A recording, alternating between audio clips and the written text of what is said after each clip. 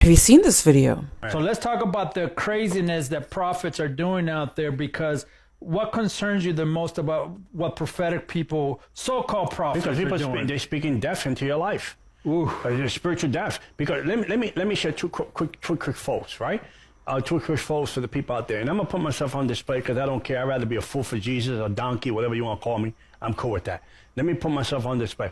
My aunt, that taught me witchcraft. They brought me to the witchcraft world. She was one of the high-ranked witches in the planet, right? She died at the age of 80, lung cancer by smoking cigarettes, right? And my cousin went to her a month and a half before she was going to pass away, and tried to preach the gospel to her. And she said, "I don't want that." She said, "You respect my religion, I respect yours." And she died without Christ. And this woman was so demonically prophetic, right? So demonically prophetic that if I would have dressed her up in a nice outfit and brought her to church and let her loose to prophesy, you think that there's the Holy Spirit speaking to her. You gotta be kidding. You think there was a whole, she'll make all these other prophets today look silly. Ooh. Make them look dumb, and she's a witch. So I know what a real prophet is. I know my spirit, not because of me, because of the Holy Spirit. I know. Let me share something. I was in New York getting my eyes checked because my pressure's still going up and down. And my wife, some girl invited her to go see a prophet.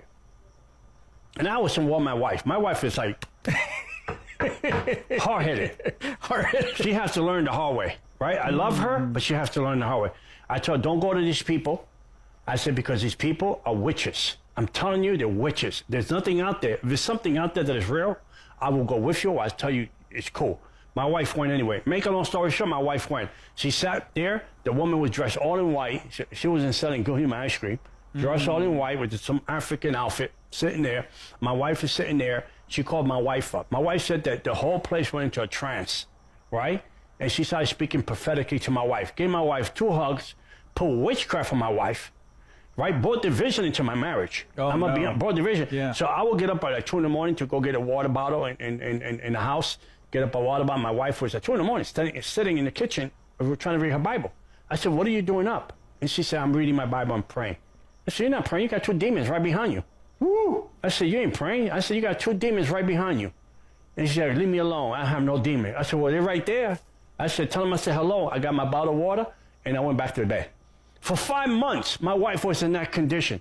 Until one day I was laying in bed, she had a demonic dream. And then she got up, she woke up from the dream in the morning. She said, "God said to pray for me, but I was being stubborn because I didn't want you to say I told you so." What are your thoughts? Let me know in the comments.